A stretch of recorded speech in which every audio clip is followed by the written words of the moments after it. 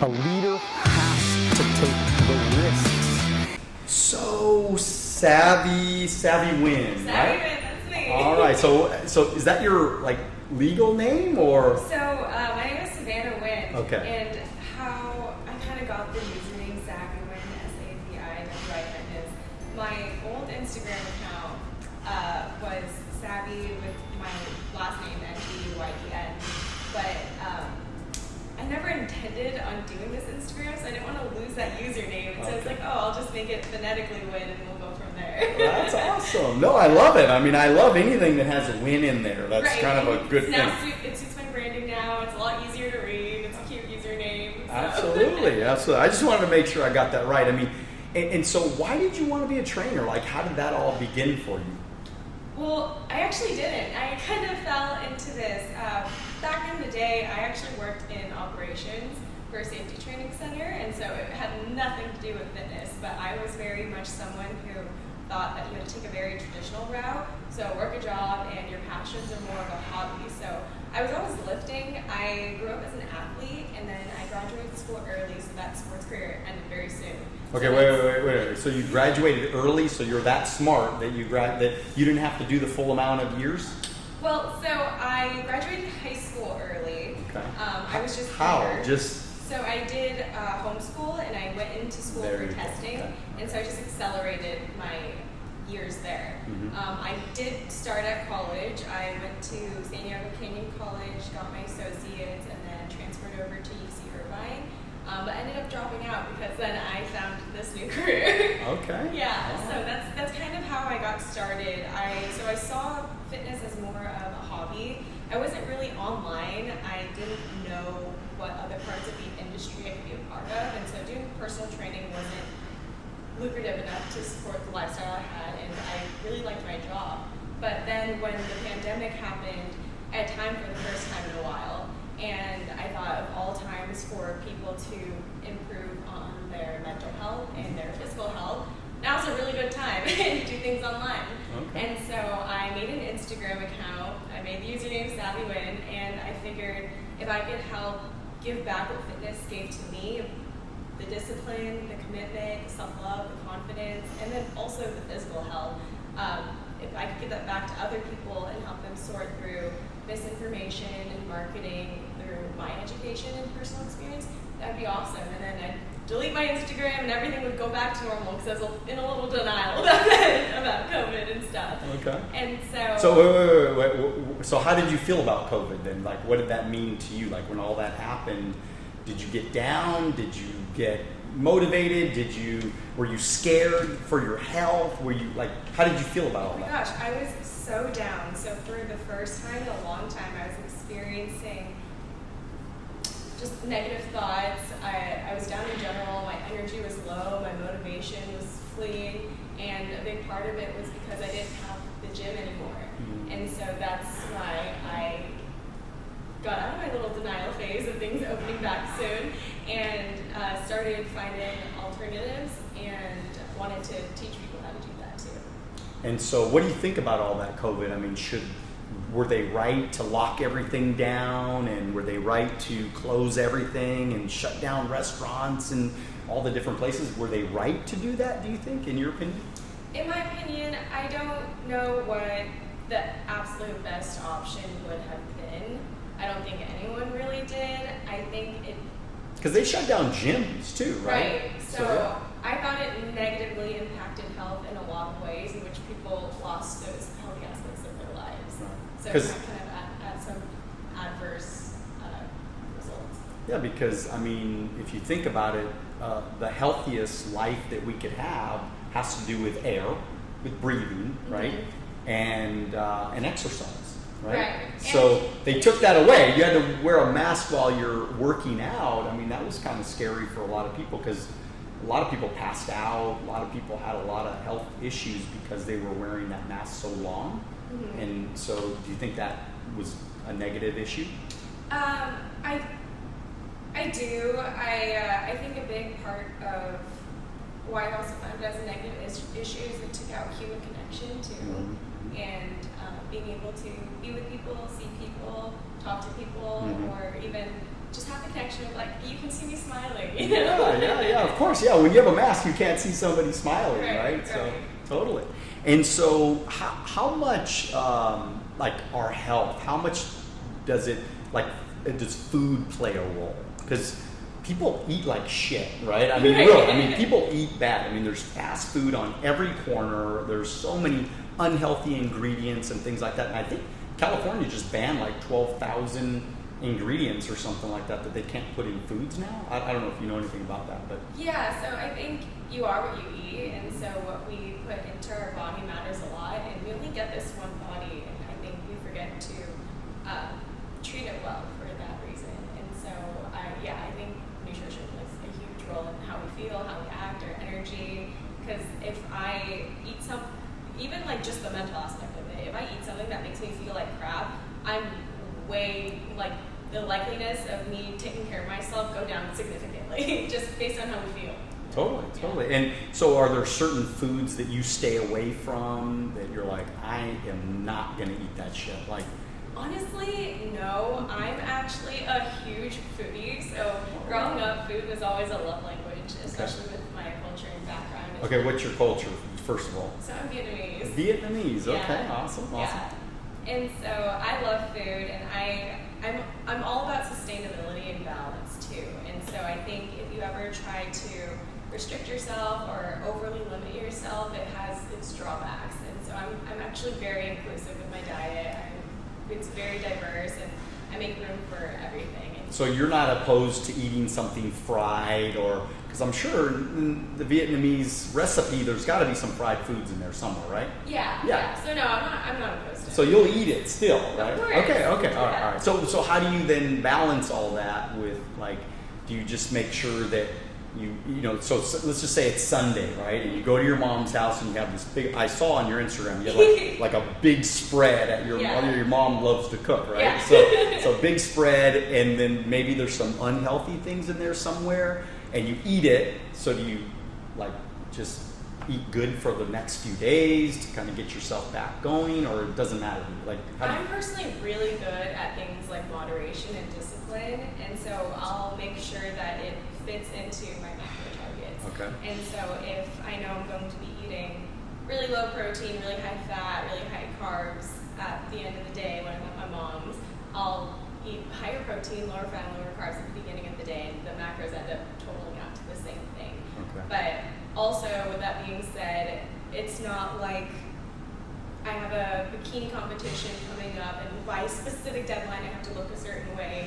So for me, with my personal diet, worst case, say I don't make my macro targets, I go over or I'm under somewhere, I don't beat myself up for it either, because I think personal experiences and human connection are really important, and I want to share those memories with my family, and things like that are more important to me than looking ripped the next week. Right. Yeah, especially if you don't have a competition or something like that, right? So. But that also means I have to get back on track too. So if I allow myself to do those things, I don't stay off of track. Right. Yeah. So I try to maintain those disciplined habits overall. So that's the key, right? So discipline. So do you see that as one of the issues most people have when it comes to working out? Because you obviously are a trainer, so you have clients, and you're trying to keep them on track. Do you see discipline and consistency as being one of the biggest issues? For sure, because so much of it goes into habits too. And so if we get used to letting go, staying off of track, then that becomes the habit, and that becomes a lot easier to do than having the more disciplined routine. You know, I was interested in the fact that you do a lot of social media, and you are always posting like every day, like your stuff, because you're trying to build an audience, right? And so tell us about that. Like, what inspires you to consistently post all the time, and why is that good for your business from an entrepreneur standpoint? From an entrepreneur standpoint, I think it's important to also nurture my audience, not just grow it, so to continuously provide value for them and educate them. And then integrity in fitness means a lot to me, especially with me falling short due to just decades of marketing and knowing better, or having trainers who I trusted to be experts give me misinformation. And so I think it's an absolute privilege to play a role in feeding people accurate information based on science, research, and evidence. What are some of the pieces of misinformation that you think you see people get that you're like, that's not right? Oh my gosh, I don't even know where to begin. There's a few, right? Yeah, okay. there are a lot. I think the highly restrictive diets are one that bug me a lot when people take out entire food groups or villainize food. And so I think it disrupts people's well-being in general, both physical and mental, of not understanding why they can't have those or going into spirals from the insane restriction. Mm-hmm. And so things like, so at the end of the day, so if we're talking about weight loss, for example, mm-hmm. fat loss, Mm-hmm. it's simply calories in, calories out. You have to be in a calorie deficit, so you have to either be burning more calories than you're eating or eating less calories than you're burning. Right. And you'll lose fat that It's way. kind of a no-brainer on that part, right? I mean, losing Kind of, weight. but it gets confusing when people see things like the keto diet or the Right. carnivore diet. They're like, oh, so eating fat is what's making me fat, or like eating things that aren't meat are what's making me fat. But it's just as simple as those people are getting results because they're consuming less calories than they're burning. Oh And my there are God, I'm many so ways to do glad it. you said that because I've been telling that to people for like so many years. I'm like, without, being a jerk about it, it's like, wait a minute, you're just consuming more calories. Like, you don't have to have the double. Like, you can have a hamburger, Yeah. right? You just don't have to have 3 hamburgers. You know what I mean? Because 3 hamburgers times is way over your limit for the entire day in one meal. You know what I mean? Right. And so if you keep doing that every day, you're never going to, I don't care how much you work out, you're never going to lose weight because you keep eating more than what's burning. Right. Like if I ate 6,000 calories in a day, it'd be extremely difficult for me to go and try to burn 6,000 calories. How are you going to do that in a day? You go to the gym all day long and you can't do that. But right? I think people often struggle to own up to it too and think that they defy the laws of science and they're like, no, I'm doing everything, I'm trying everything, it's not working. But it's as simple as just eating calories over your goal. Because people ask me all the time, I'm not a workout rat or gym rat or anything like that. I mean, I like working out maybe 3 times a week, 2-3 times a week. I'm not like crazy about my food. I'm not like person like if I want to have, me and my son will go have In-N-Out burger every once in a while and stuff like that. I'll eat what I want to eat. Yeah. I just know that if I eat a lot today, right, if Thanksgiving and I just go crazy eating everything, well, the next few days I just have a bunch of green drinks and I just kind of limit, kind of watch what I'm doing and just get on my normal schedule type thing, kind of disciplined about it. Well, then I'll I might gain 2 pounds or 3 pounds and then it just drops pretty, consistently after a couple of days of just working out or just eating a little bit better or whatever. And I don't think it has to be that complicated, No, so it sounds like you're pretty good at calorie cycling. So for the macronutrients, your carbs, fats, and proteins, Mm-hmm. fats and carbs actually carry over back and forth pretty well. Protein is the one you want to hit every day if you can Mm-hmm. for optimal results. But like you said, if you had really high carbs and fats because it's Thanksgiving and then the next day you lean those ones out, it ends up equaling the same thing. Yeah, exactly. And your weight goes back to normal. Exactly. Yeah. And I've just been doing that forever. It's like, Yeah. and people ask me, how do you stay so, because, I just turned 70. So, I mean, for 70 years old, I look pretty decent. You look amazing for No, 70. I'm No, I was like, I'm not 70. But no, but people ask me, like, how do you, take care of yourself for so long? And just, it's pretty simple. Now, again, more about like the macros and all that kind of stuff. And I probably am not getting a lot of gains because I'm probably not eating enough protein and things like that. So I'm never going to get big because I don't like overly do my I don't know. Tell me about that. If somebody wants to add bulk to them, how do they do that? so if that is their goal, it sounds like it's not your goal, so you're still Not achieving so your goal. much, yeah. So I would definitely utilize resistance training especially for bulking up and prioritize getting in those calories. So if someone's under eating, to eat more and tackle that goal first, and then try to increase their protein intake. So I usually recommend 0.7 to 1 gram of protein per pound of body weight. So if you weigh 140 pounds, to try and consume 140 grams of protein. Okay. And so how many grams of protein are in like a piece of chicken or something like that? How many? In like would you 4 say? ounces of chicken breast, I believe it's 22 grams of protein. So that's a lot of chicken. Like you got to eat. If I'm going to do 140, I got to eat 8 pieces of those chicken. Right. So it's that's super difficult. That's why I like to tackle these goals in steps. Okay. So I compare it to school. If you tried to major in all the subjects, you'd probably be shitty at all of them. Right.